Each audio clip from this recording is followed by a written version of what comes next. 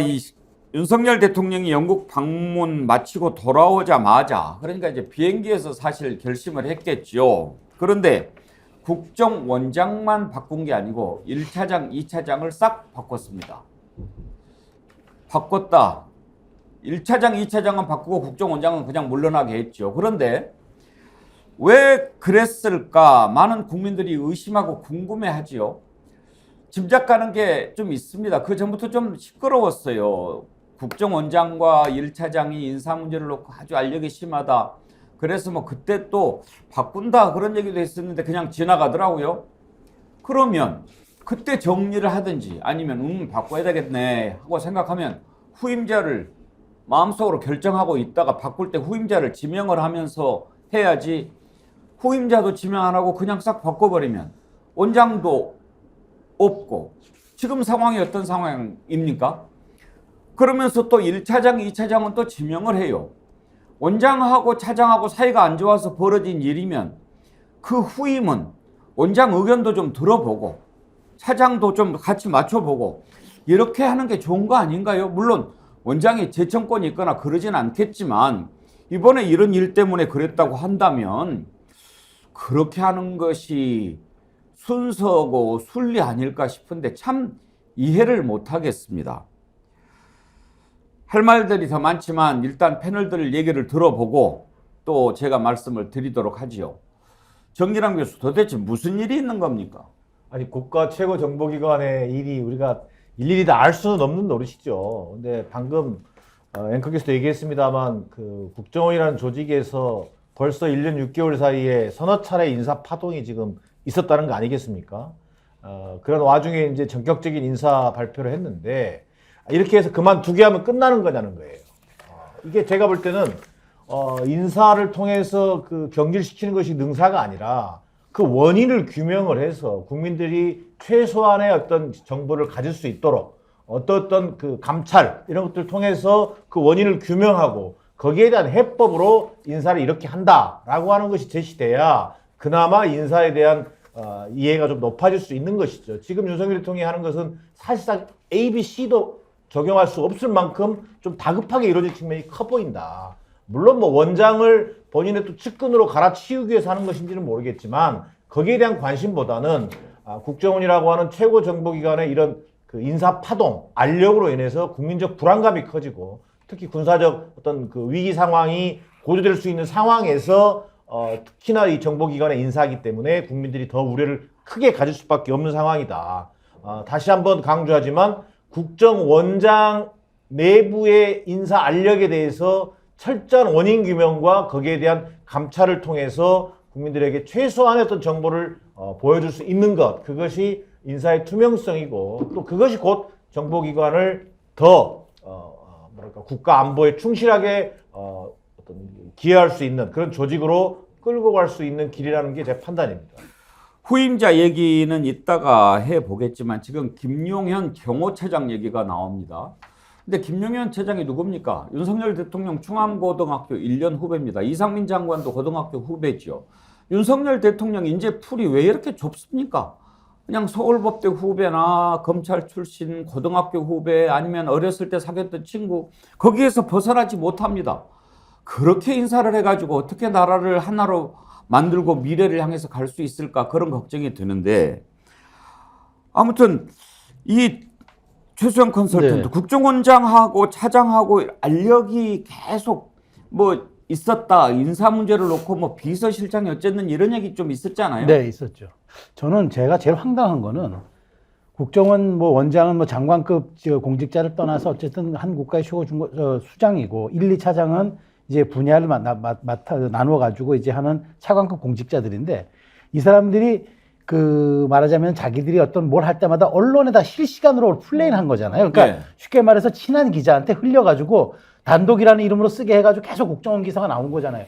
1차장이 그렇게 하면 또 2차장이, 아까 뭐 원장이 반격하고 또 원장이 반격하면 또 뭐 기조실장 얘기가 나오고 이런 식으로 지난 1년 6개월이 운영이 됐는데 저도 이해가 안 되는 거죠. 어떻게 그 정보기관의 그 최고위 급들이 각자가 언론 플레이를 해가지고 내부의 일들을 외부에 발설시키면서 그것을 권력투쟁 혹은 자신의 입지 강화를 위한 수단으로 삼을 것이냐. 저는 언론 플레이를 하는 거는 정치인들이나 하는 거지. 이게 엄중하게 퇴직하고 나서도 정부에 대해서 끝까지 함구해야 되는 그런 사람들이 이런 일들을 했다는 게 저는 믿겨지지도 않고, 그다음에 지금 그렇지 않아도 이것을 대통령께서 너무 했던 것도 너무 늦지 않았나 싶어요. 이런 문제가 좀 나왔으면은 초기에 좀 뭔가 리더십에 대한 문제를 물었어야 하는데 1년 6개월이 지나서야 원장을 포함해서 1, 2차장을 동시 경질하는 거, 조금 말하자면은 뭔가 이 정보기관이 톱니바퀴처럼 정교하게 맞아서 돌아가지 못하지 않느냐라는 의심을 사기엔 충분할 것 같습니다. 전희영 교수, 지금 이스라엘과 하마스가 전쟁을 하고 있는데 발단이 이스라엘이 하마스 공격을 그냥 그렇죠. 받은 거 아닙니까? 그런데 하마스 공격이 있을 거다라고 하는 것은 그야말로 세계 최고의 정보기관으로 꼽히는 이스라엘 모사드 정도면은 캐치를 했어야죠. 그런데 그냥 한 방 맞은 것 아닙니까? 이게 왜 이렇게 됐나 하고 봤더니 이스라엘 정보기관 모사드가 내부에 알력이 있었더라고요. 그래가지고 그냥 그것 때문에 정신이 없어가지고 할 일을 제대로 못한 거예요. 그러다가 당한 거죠.